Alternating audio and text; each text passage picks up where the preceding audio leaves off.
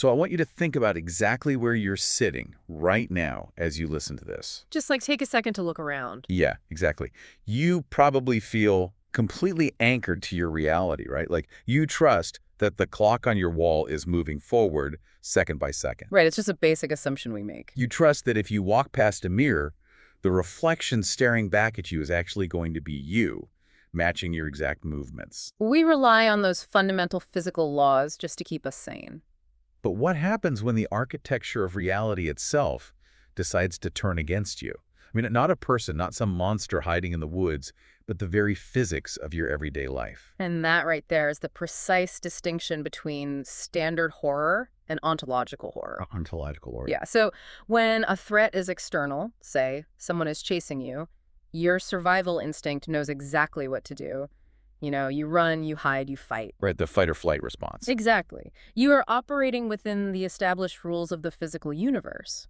But when the laws of physics are weaponized against you, Oh, like when your reflection just vanishes. yes, or time starts flowing backward, your brain has absolutely no survival protocol for that. The terror isn't just about dying anymore. It's bigger than that. It's the profound, just completely destabilizing realization that your existence no longer makes logical sense. And that concept is the absolute beating heart of today's deep dive. Mhm. We are unpacking a true masterclass in psychological and supernatural dread. It really is a masterclass. It's a narrative called The Message, which is the first book in the Unknown series by author Sumit Hazra.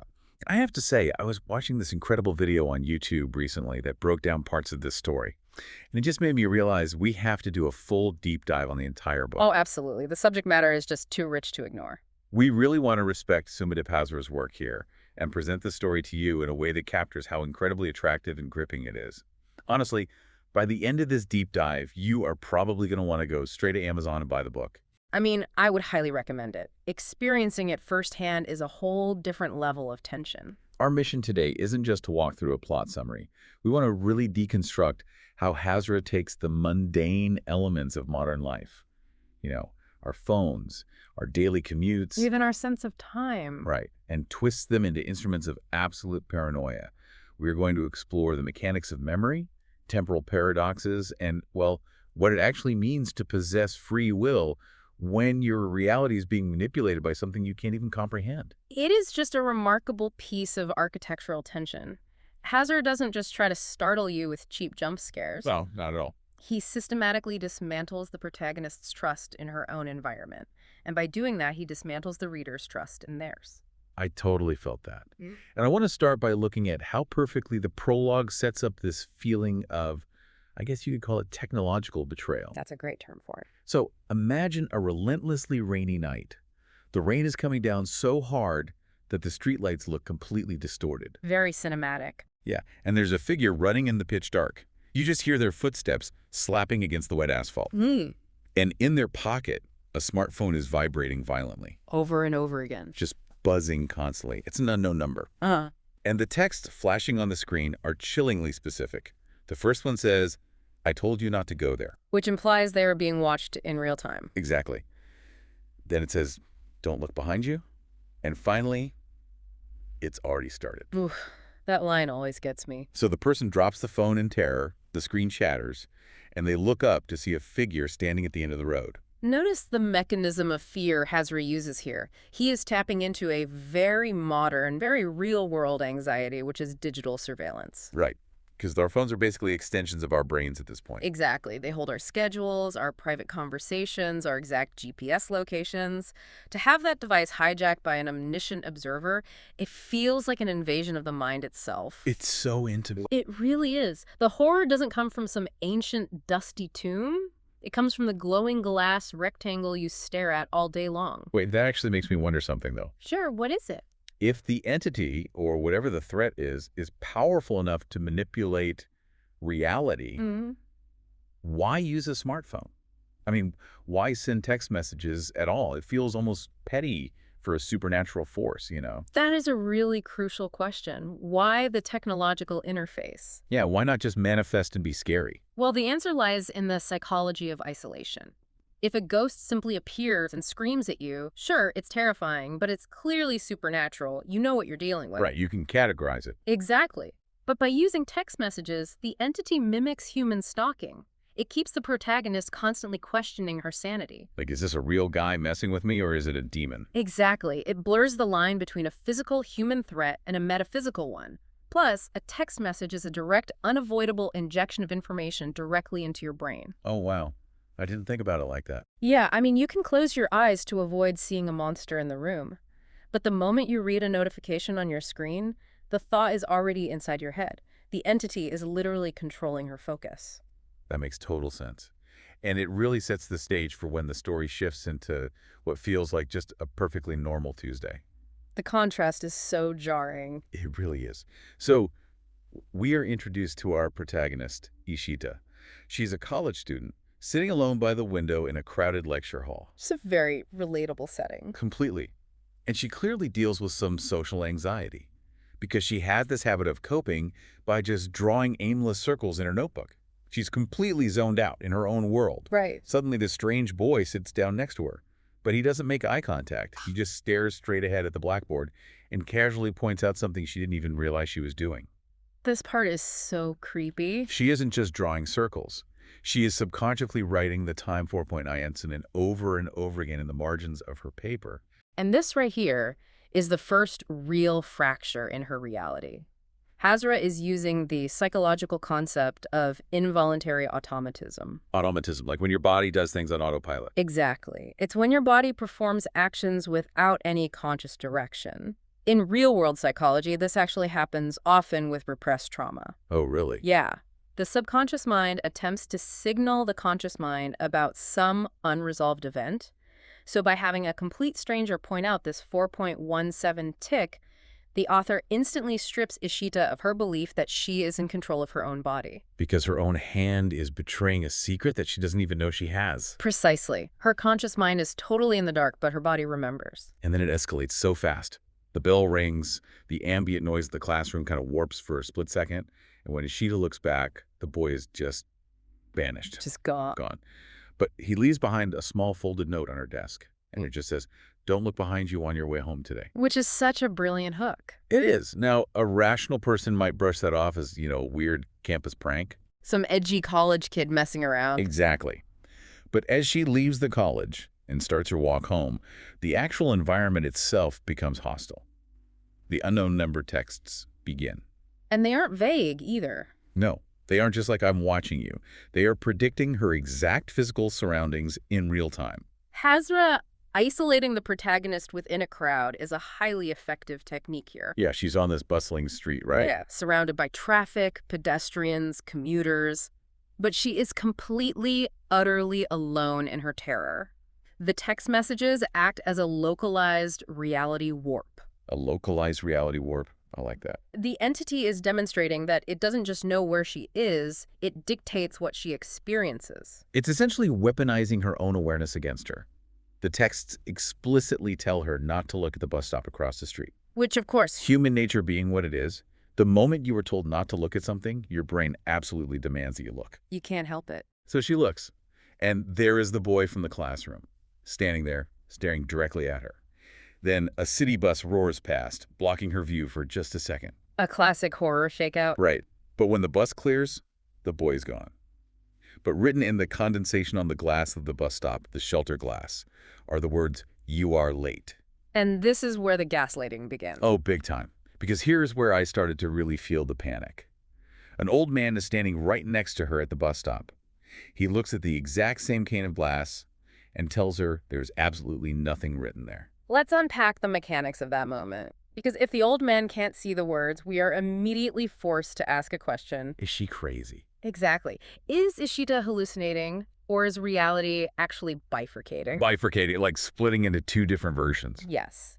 In a lot of psychological thrillers, the narrative eventually reveals that the protagonist is simply suffering a psychotic break. Like it was all in her head the whole time. Right. But Hazra is building towards something much more complex. He is establishing that the phenomenon isn't internal to Ishita's brain chemistry. It is external, but it is exclusively tuned to her frequency. So the physical world is bending, but only for an audience of one. Exactly. She is the only one who can perceive the anomaly. I am just trying to wrap my head around how terrifying that would be. It's one thing to feel like someone is watching you. It's another to realize the universe itself is gaslighting you. It removes any safe harbor. You can't ask for help if no one else can see the threat. And this brings us to the sequence outside the pharmacy, which I think completely shatters any remaining illusion of normalcy. Oh, this scene is incredible. It's so good. So Ishida is standing on the street in the rain. The digital clock outside the pharmacy hits exactly 4:17 p.m. The timestamp again? Instantly, all the streetlights, all the storefronts, all the power on the entire city block just dies. Absolute darkness. The only thing glowing is that red digital clock. It creates this intense focal point. And then, defying all logic, the clock starts counting backward. 4.16, 4.15. The reversal of time is, a profound symbol of the inescapable past here. Because time is the ultimate forward-moving force. Right, it's just basic physics. Exactly. It is the absolute foundation of physics and entropy. So when a digital clock starts ticking backward... It's like the narrative just leaves the domain of science entirely. That's it. You've officially entered the supernatural. The forward momentum of Ishida's life has been forcibly halted. But the clock isn't even the worst part. No, it gets worse. While the clock is ticking backward, Ishida gets another text. It tells her to look at the reflection in a dark window across the street. So she looks. She can see the rainy street in the reflection. She can see the old man. And standing right next to where she should be is a tall figure holding a black umbrella. Just looming there. Looming. She spins around, panicking, but the sidewalk behind her is completely empty. There is no figure with an umbrella. She looks back at the window. The figure is still there in the reflection, but her own reflection is entirely missing. She has been completely erased from the mirror. This is the exact moment the ontological horror fully crystallizes. I mean, my jaw dropped reading that. Psychologically, mirrors are how we confirm our own existence to ourselves. Jacques Lacan, the famous psychoanalyst, talked about the mirror stage in human development. What's that? It's the stage where a child recognizes their reflection and forms their ego, their sense of I. They realize they are a distinct physical entity in the world. Okay, so a foundational psychological building block. Exactly. By removing Ishida's reflection, the author is attacking her ego at the most foundational level possible. It suggests that her physical body is no longer anchored to reality. The world is actively rejecting her presence. I want to push back on the entity's methods for a second, though. Okay, let's hear it. The entity focuses all this dread around the timestamp 4.17. Why a timestamp? If you have the power to erase someone's reflection and reverse digital clocks, why focus the horror on a specific minute in the afternoon? It feels, I don't know, almost arbitrary compared to a traditional monster threat. I see what you mean, but it's actually the complete opposite of arbitrary. It is the ultimate expression of inevitability. Inevitability. Think about the nature of a timestamp. You can barricade a door against a physical monster. You can physically run away from a haunted location.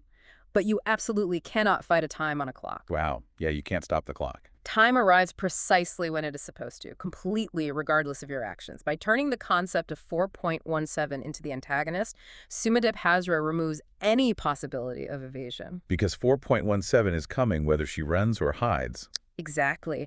The horror isn't just hunting her, it has a scheduled appointment with her. It transforms the natural, everyday passage of time into a literal countdown to an execution. The horror is punctual. I love that phrasing. And she can't even find refuge at home either. No, the anomaly follows her. The warping of geography follows her right to her apartment building. She climbs the stairs to the third floor, expecting to see her completely normal, slightly dingy corridor with its 6 familiar doors. Her safe space. Right. But as she steps onto the landing, the architecture of the building just betrays her. The corridor stretches out, becoming impossibly long, like a tunnel that never ends. The overhead lights start violently flickering, and new doors begin to materialize out of the blank walls. Doors that definitely shouldn't be there. Doors that completely defy the blueprints of the building. And of course, one of them is marked with a tarnished brass plate, door 417. We are seeing the introduction of non-Euclidean geometry into the horror space here. Non-Euclidean geometry. Yeah, geometry that defies the normal rules of flat surfaces and 3D space. When the dimensions of a known, safe environment expand infinitely like that, it represents the past intruding into the present. The physical space is distorting. Literally distorting to accommodate a memory or a reality that just doesn't belong in that modern building.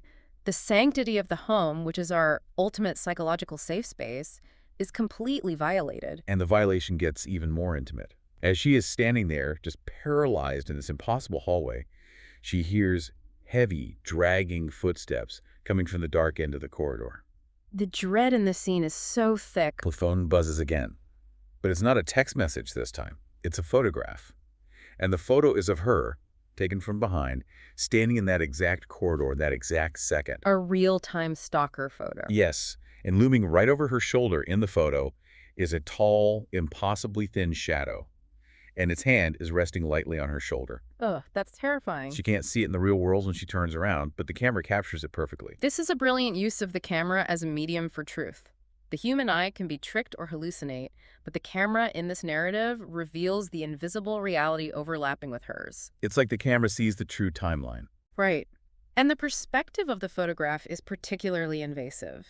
It forces Ishita to perceive herself from a third-person point of view, specifically from the point of view of the predator. Oh, that's dark. She is seeing her own vulnerability through the eyes of the very thing hunting her. That is deeply unsettling. So she somehow manages to break her paralysis, sprints to her actual apartment door, and throws herself inside. But the apartment isn't safe anymore. No. The sanctuary of her apartment is already compromised. The air inside is freezing cold. She walks into her bedroom and finds the notebook she had in class, the one where she was drawing the circles. The automatism notebook. Right. It is sitting on her desk, and the pages are violently flipping themselves, like it's caught in a localized hurricane or something. And then stops. It stops on a blank page. And right before her eyes, in her own distinct handwriting, words begin to scratch themselves into the paper. He remembers you. The autonomy of inanimate objects is a staple of supernatural fiction, sure, but Hazra ties it so deeply to the core theme of the narrative here. Memory. Well, a notebook is a tool explicitly designed for recording and preserving thoughts, right? It's a physical memory bank. By hijacking her notebook, the entity is overwriting her personal record of her own life. It's making a statement that her documented history is being actively rewritten by a forgotten past. And she is about to find out exactly how forgotten that past really is. This is the turning point. Yes. Hidden in the back of her closet, she uncovers a small, rusted metal box that she has absolutely no memory of owning. Inside, she finds a folded newspaper clipping dated October 18th, 2013. 13 years ago. 13 years. The headline details the mysterious disappearance of a local college student. There is a grainy black and white photo of the missing boy. And it's the boy from her classroom, the one who told her not to look behind her. Arian. But that's not even the impossible part. Right underneath the clipping is a faded, water-damaged group photograph taken in a classroom in 2013. Arian is in the photo. And sitting 3 desks away from him is a girl staring out the window. And it's Ishita. It is Ishita. This is the critical pivot point of the entire narrative. Up until now, we could theoretically entertain the idea that Ishita is just experiencing severe hallucinations, a mental breakdown. Right, you could explain it away with logic. Exactly. But physical, historical evidence changes the entire paradigm. But hold on, I need to stop here. Because the narrative makes it very clear. It's not just an ancestor or someone who looks like her. It is exactly her. Right down to the clothing. She is wearing the exact same clothes in the 13-year-old photo that she put on this morning. She is wearing the exact same backpack. She hasn't aged a single day. It defies biology. If I am standing in my apartment and I find a 13-year-old photograph of myself looking identical to how I look right now, wearing the exact outfit, I am not investigating. You're leaving. I am running out the front door. I am getting on an airplane. I am leaving the country. Why did she stay in that apartment? What possible psychological mechanism forces her to keep digging into this? That is exactly the reaction a rational person would have to a physical threat. If there's a killer in your house, you run out the door. You flee geographically. Get as much distance as possible. Right, but you are forgetting the nature of ontological horror. Where exactly do you run when the threat is your own existence? Oh. If you flee to another country, that impossible photograph is still true. The fact that you haven't aged in a decade is still true. You carry the impossibility with you wherever you go. So she's basically trapped inside her own paradox. Exactly. Hazra traps his protagonist not with locked doors, but with an existential imperative. If she runs, she must accept that she is fundamentally broken or mad or impossible. Staying and investigating the mystery is literally the only mechanism she has left to reclaim her sanity. The desperate need to understand your own reality completely overrides the basic instinct to flee. Okay, that makes it so much worse. She is a prisoner of her own impossible timeline. She has to know the truth to survive. She has no choice. But the author doesn't even give her time to process the 2013 revelation, because the attacks shift dynamically. We just had the past invading the present.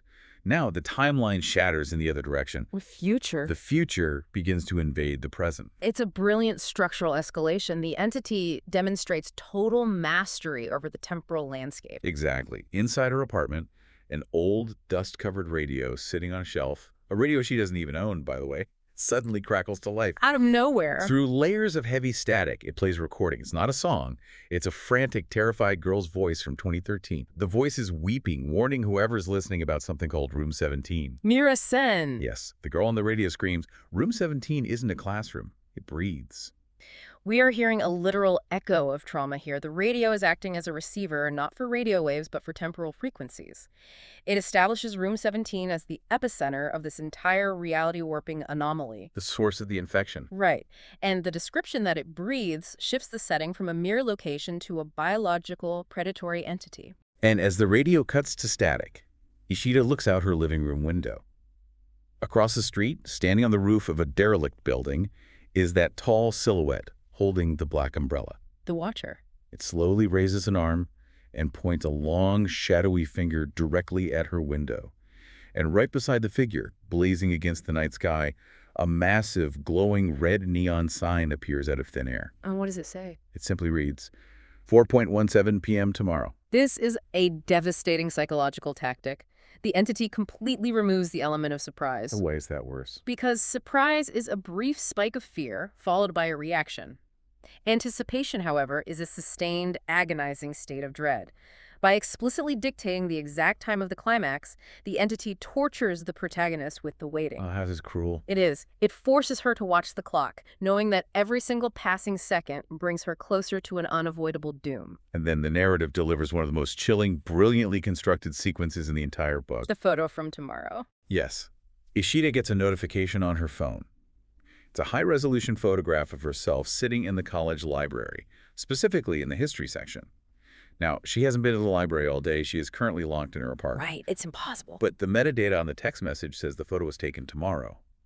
In the picture, she is sitting at a desk looking down at a book. And standing right behind her is Arian, the boy who vanished in 2013. And he's not smiling for the camera. No, Arian isn't looking at the camera at all. His face is contorted in absolute terror, and he's staring at the reflection in the library window. The reflection shows a massive, dark, distorted silhouette looming over both of them. And in the background of the photo, a clock on the library wall clearly reads 4:16, 1 minute before the deadline. Sumiti Pasra is heavily playing with the concept of determinism here. Determinism, like fate. Exactly. By sending a photograph from the future, the entity is asserting that the future is already written. It's locked in. The dread doesn't come from wondering what might happen. The horrific tension comes from the absolute certainty that this tragedy has already happened. It just hasn't arrived chronologically yet. But it gets even crazier. Right after she receives the photo of tomorrow, the physical space in her apartment starts acting up again. The chair at her desk slowly scrapes across the floor by itself, turning to face her mirror. I shuddered reading this part. Ishida looks into the mirror. Her reflection is back, but it's not matching her movements. The reflection is sitting down in the chair. And then a second reflection of Ishida steps out from the background of the mirror. A double reflection. This second reflection has a wide, unnatural smile. It looks at the real Ishida, raises a finger to its lips in a shh motion, and then points to Ishida's phone. The mirror, which earlier erased her existence entirely, is now multiplying it. It's a visual representation of the fracturing timelines. And that unnatural smile is a classic horror trope, signaling a hijacking of the human form by something deeply inhuman. So her phone rings, caller ID says unknown. She answers it, and the voice on the other end makes her blood run cold. It is her own voice. She's getting a call from herself. She is receiving a phone call from herself, And the voice on the line is hysterical, sobbing, screaming through the speaker, "Don't go to room 17. Whatever you do, don't go into the basement. If you're hearing this, I already made the mistake. You have to run. He's standing right behind you." The brilliance of this moment is how it utilizes the reverse Cassandra complex. Cassandra from Greek mythology. Yes. In the myth, Cassandra was cursed to foresee the future but never be believed by anyone. Here, Ishida is receiving a perfectly clear, desperate prophecy of her own destruction, delivered by her own future self. But wait, I have a narrative logic question here. Sure, go ahead. If the protagonist is literally seeing tomorrow's events today and hearing her own future self warn her, doesn't that kill the suspense? How do you mean? Well, if we already know she ends up in the library with the monster at 4.16, where's the tension? We know where she's going to end up. That is a very common misconception about suspense. Alfred Hitchcock famously explained the difference between surprise and suspense. The bomb under the table analogy. Exactly. Surprise is a bomb going off under a table out of nowhere. Boom, you're startled. Suspense is showing the audience the bomb under the table, showing them the timer ticking down, and watching the characters have a completely normal conversation above it. Oh, I see. Hazra is showing us the bomb. The knowledge of the future doesn't relieve the tension, it amplifies it to an unbearable degree. We know the destination. The agonizing suspense comes from watching the protagonist desperately try to avoid the destination, while every choice she makes inadvertently pulls her closer to it. It's like quicksand. The more she struggles, the deeper she sinks. Exactly. Furthermore, notice how the text messages evolve. They began as threats. Don't look behind you. Now the calls and the photos are providing instructions. The entity isn't just hunting her, it is hurting her. It's hurting her directly into the climax. Because the next day dawns, and the countdown to 4.17 p.m. is officially running. The final day. Ishida goes to the college campus. She is exhausted, frantic, looking over her shoulder at every single shadow. She spots Arian standing near the wrought iron main gates. I mean, terrible. He looks physically drained, like he hasn't slept in a decade. He locks eyes with her and says something incredibly strange. "They know you're remembering." Such a cryptic line. And at that exact second, the clocks on campus hit 4.17 a.m., exactly 12 hours before the deadline, and reality just completely breaks. Time completely freezes. We transition from localized reality warping to a macro-level temporal stasis. It is an awe-inspiring escalation of power. I mean, literally everything stops. A bird is frozen mid-flap in the sky. The leaves falling from the trees are suspended in midair. The students walking past them are completely locked in place, like mannequins. Total paralysis. The ambient noise of the city just flatlines into absolute deafening silence, except for Ishida and Arian. They're the only two entities capable of moving within this frozen diorama of the world. The author is isolating them on a cosmic scale here. By freezing the rest of humanity, Hazra emphasizes that this conflict is incredibly intimate. The laws of physics have been paused, so the narrative can focus entirely on the resolution of this 13-year-old trauma. And in that dead silence, a sound erupts from deep underground, beneath the foundations of the college. It is a massive, echoing, metallic clang. Like a vault. It sounds like a bank vault door the size of a building unlocking itself. Arian goes pale. He looks at the ground and says, "It opened. Locker 17 isn't storing something, it's sealing something." This completely recontextualizes the entire setting. The college campus isn't just a random location for a haunting. It is a superstructure built over something ancient and catastrophic. The horror moves from the psychological to the mythological. They realize they have no choice. The timeline is funneling them downward. So they bypass the frozen students and descend into the basement. They go past the normal student lockers, down a hidden stairwell, into a restricted, forgotten area known as the lower archive wing. The underworld. The temperature drops dramatically. The air is so cold their breath mists in front of them. The overhead fluorescent lights suddenly explode in a shower of sparks, and emergency backups kick on, bathing the entire concrete bunker in a deep, blood-red glow. Classic descent into hell imagery. And here, in the dark, Arian finally breaks down and reveals the truth about 2013. This is where the fragmented memories finally begin to coalesce into a coherent, devastating narrative. Arian admits that the newspaper clipping Ishida found was wrong. The incident in 2013 didn't just involve him and the girl on the radio, Mira Sen. There was a third. He pulls out a weathered leather notebook, flips to the center, and shows Ishida an original Polaroid photograph from 2013. There are 3 teenagers in the photo, standing outside a rusted door. Arian, Mira, and a third person standing between them. But the face of the third person has been violently, deeply scratched out with a razor blade. Erased from history. You can't see the face at all. However, the arm of the scratched-out person is visible, and resting on the wrist is a very specific, intricately braided silver bracelet. Ishita looks down at her own wrist. She is wearing that exact same silver bracelet right now. The anchor. She has worn it her entire life. Arian looks her dead in the eye and says, "There were 3 of us. You were there too." The use of the silver bracelet as a physical anchor is structurally vital here. In a story where faces, memories, reflections, and time itself are fluid, unreliable constructs, a tangible object becomes the ultimate proof of reality. Because it hasn't changed. Right. The bracelet bridges the impossible gap between the forgotten Ishita of 2013 and the panicked Ishita standing in the basement in the present day. It is the undeniable physical link that forces her to accept her role in the tragedy. Okay, but I have a major logistical problem here. I was practically yelling at the book. What's the problem? If Ishita was standing in that basement 13 years ago with Arian, how on earth is she a 20-something college student today? Why hasn't she aged? Was she frozen in a block of ice? Did she time travel? How can she exist in the present, exactly as she was in the past, while Arian clearly disappeared and grew up? Your frustration is exactly what the author wants you to feel. You are asking the mechanical questions of reality, and the narrative is refusing to provide a scientific answer. It's so frustrating. Because the answer isn't scientific, it's metaphysical. If she hasn't aged, she has been entirely removed from the biological flow of time. The mystery of how she survived unaged is the engine driving them toward Room 17. And they find it. At the very end of the red-lit concrete tunnel, they find a door that Arian swears was a solid brick wall a moment ago. The geography warping again. The door is ancient, made of heavy, rotting wood, and it is covered from top to bottom in frantic, bloody scratch marks. Someone has carved the number 417 into the wood hundreds of times. 417. Always 417. As they approach, the temperature plummets again, and coalescing out of the freezing mist in front of the door is a figure. It's translucent, glowing faintly. It's the ghost of Mira Sen. The introduction of a classic spectral entity. But Mira isn't here to scare them. She is acting as a sentinel. Yes.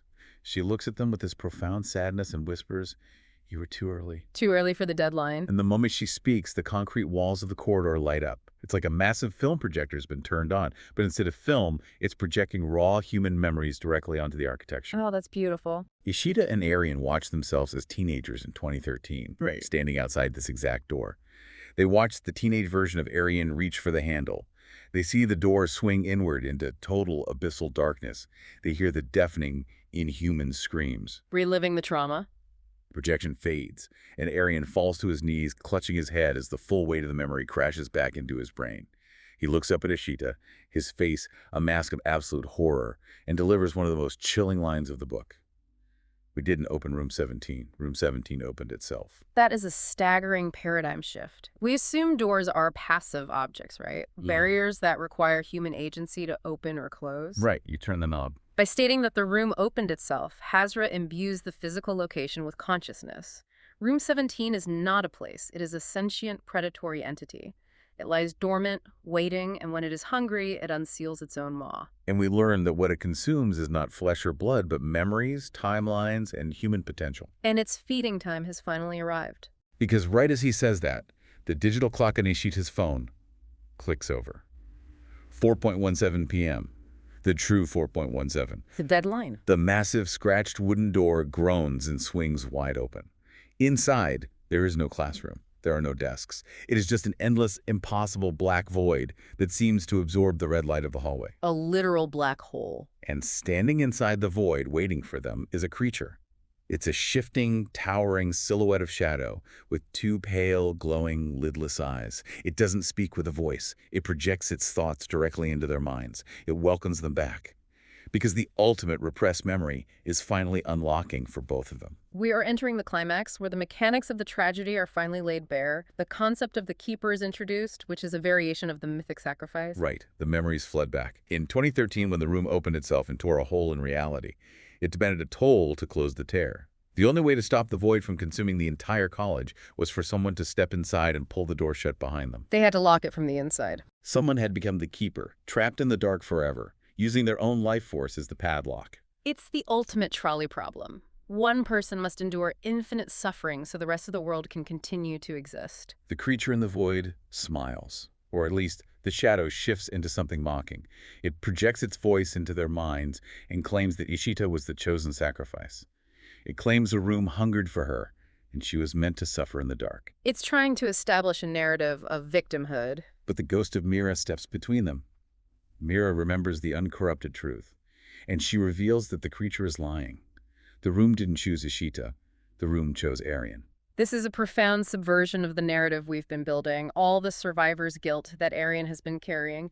This broken, exhausted demeanor he has is suddenly recontextualized. He didn't survive because he ran away. Exactly. The projected memory shows the truth. In 2013, Aryan accepted his fate. He stepped forward toward the void. He was going to sacrifice himself. But at the very last microsecond, teenage Ishita sprinted forward and shoved Aryan backward into the hallway. She took his place. She threw herself into the void in his place. She chose to be locked in the absolute dark, enduring unimaginable horror so that her friend could live. Wow. It is such an emotionally overwhelming revelation. In the present day, Aryan is openly weeping, falling apart, thanking her for giving up her life for him. It's this beautiful moment of tragic heroism. But the creature doesn't care. No. The creature inside the void just starts laughing, a horrific, booming, telepathic laughter. And this is it. This is the moment Sumadip Hazra proves his architectural genius. Every clue, every anomaly, every terrifying text message was leading to the trapdoor he is about to spring on the reader. The creature stops laughing. Yeah. It points a long, shadowy finger at the Ishita standing next to Aryan in the hallway, and it asks a question that literally made me drop the book. Let's hear it. It says, if the real Ishita has been trapped inside the endless black void holding the door shut from the inside for 13 years, who entered room 17 today, who is standing in the hallway right now? The ontological horror reaches its absolute devastating zenith. My brain short-circuited. I had to reread the page 3 times. It's a massive twist. The Ishita we have been following for the entire book, the protagonist, whose internal monologue we've been reading, whose terror we've felt, whose desperate attempt to understand her reality we've rooted for, is not a human being. No. She is a fake. She is a perfect, manufactured copy. The philosophical implications of this twist are staggering. Hazra isn't just tricking the reader, he is questioning the fundamental nature of consciousness. The creature gloats and explains exactly what it did. Over 13 years, it slowly siphoned off fragments of the real Ishita's memories while she was trapped in the dark. It took those stolen memories and forged them into a physical shape. It built a golem out of trauma. Yes, it created a key that looked exactly like the teenage Ishita. It implanted false memories of being a college student into this copy's head, and it set the copy loose in the real world. The ultimate deception. Every single supernatural event, the strange boy, the text messages, the missing reflection, the countdowns, none of it was meant to scare her away. The haunting was a breadcrumb trail. Allure. The creature was using the haunting to guide the manufactured key back to the basement so the copy could grab the handle and open the door from the outside. It needed to free the creature because the real Ishita was holding it shut from the inside. It is a masterful, cruel piece of plotting. We often talk about characters being pawns in a villain's game. But here the protagonist isn't a pawn, she is a literal tool. She is a lockpick forged from human suffering. It's so twisted. The author forces us to confront a terrifying question. If your memories are implanted and your reactions to them are programmed by a malicious entity, is your sense of self real? Does Copy Ishita actually exist as a person? I want to really dig into that. It's like a villain making a copy of a key using an impression left in a piece of clay, except the clay is made of human trauma and nostalgia. Horrific. Think about the cruelty of that existence. Does the copy have any free will at all? Throughout the book, she thinks she's making choices. She chooses to investigate the photo. She chooses to go to the college. But every single choice was mathematically predicted and manipulated by the creature. She was on rails the entire time. She possesses the illusion of free will, which was mechanically necessary for the creature's plan to work. Why not just make a mindless robot? If the entity had just built a mindless drone, it wouldn't have possessed the human curiosity or the desperate need for self-preservation that drove her to investigate her own impossible timeline. The entity needed her to feel genuine human terror so she would seek answers. Her fear had to be real. Her fear was real to her, which is what makes her existence so deeply tragic. She is a consciousness built solely to be discarded once a door is opened. That is incredibly heavy. The tragedy of a disposable consciousness. And the climax plays out with this horrific realization hanging heavy in the red-lit air. The final confrontation. The creature reaches out its psychic influence and forces the copy Ishita to walk toward the open door. The copy's face begins to contort. The human terror vanishes, replaced by this wide, unnatural, plastic smile. Reverting to her programming. She is losing her humanity in real time, reverting back to her base programming as a key. Arian and Mira try to physically restrain her, but massive shadows detach from the walls of the room and pin them to the concrete floor. They're trapped.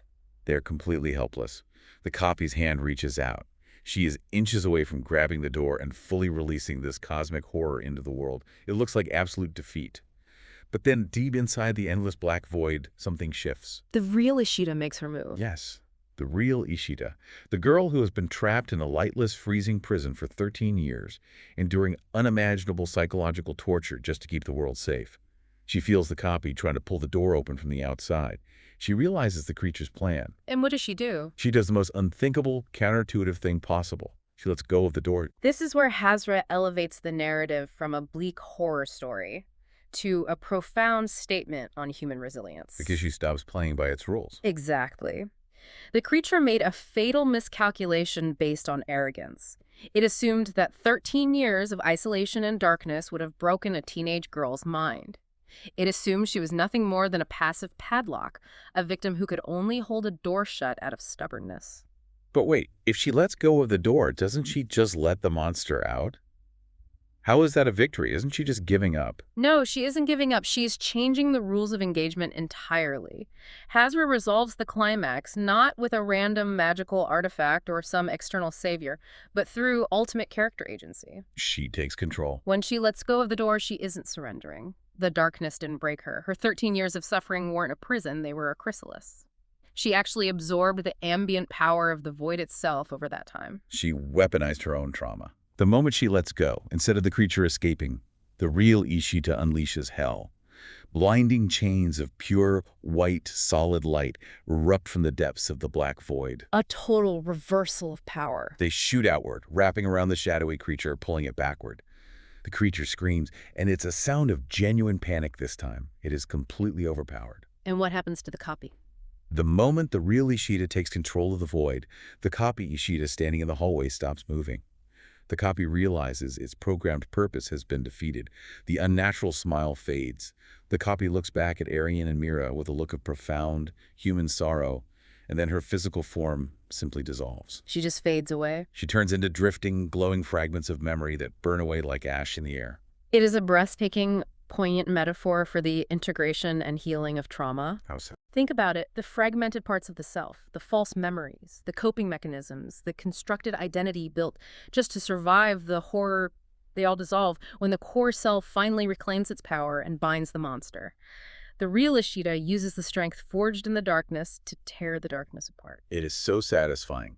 The real Ishita, still veiled in the shadows of the void, looks out at Arian and Mira one last time. She smiles at them, and her actual voice, not a static recording, but her true voice echoes in the basement.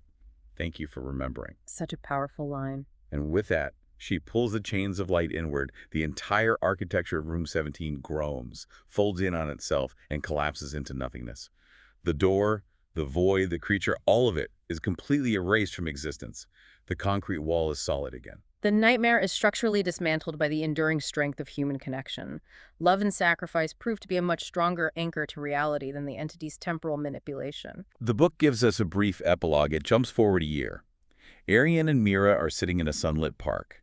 The supernatural horror of Room 17 is fading from their minds, slowly turning into something that feels like a distant, bad dream. They're healing. But they never forget Ishita. They hold on to the memory of her sacrifice. And the final image of the book is so hauntingly beautiful. Somewhere, in a place beyond time, beyond memory, and beyond the constraints of physical reality, the real Ishita is walking through the dark. And for the first time in 13 years, she is free. She is finally heading home. It's a bittersweet, perfect conclusion. It respects the gravity of her sacrifice without forcing a neat, happy ending where she magically returns to her old life. She transcended her old life. Hazra explores the themes of memory, love, and the terrifying nature of reality with incredible nuance. It truly is an absolute triumph of the psychological thriller genre. Hazra manages to blend terrifying, skin-crawling supernatural dread with profound, emotional, philosophical depth. We've spent this whole time dissecting the mechanics of this story, but hearing us talk about it is nothing compared to experiencing the dread of the ticking clock for yourself. Oh, absolutely. The way Sumadip Hazra paces the terror, the way he uses language to make you doubt your own shadow, it is an experience you owe your own imagination. Like I mentioned at the top, we really wanted to discuss the whole subject matter of the book so you could see how incredibly attractive the story is.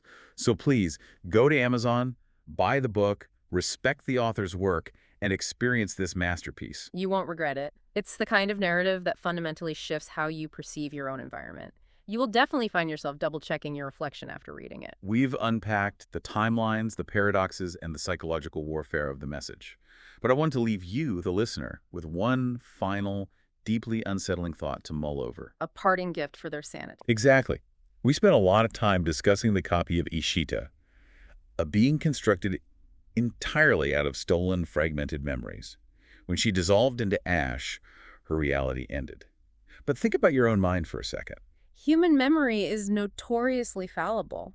We misremember events. We adopt stories told to us as our own experiences, and our brains constantly rewrite our past to make sense of our present. If, hypothetically, your memories were suddenly proven to be completely falsified, Implants. yes, implants. If the life you are certain you have lived is nothing but an elaborate construct designed by someone else, would the fear you feel, the choices you make, and the love you experience right now still be real? That is a terrifying question. If consciousness is just an illusion, does the illusion itself have value? Think about that the next time you look in a mirror, and pray that the person looking back is actually you. Thank you for joining us on this exploration of the unknown. Stay curious, trust your instincts, and we will see you on the next deep dive.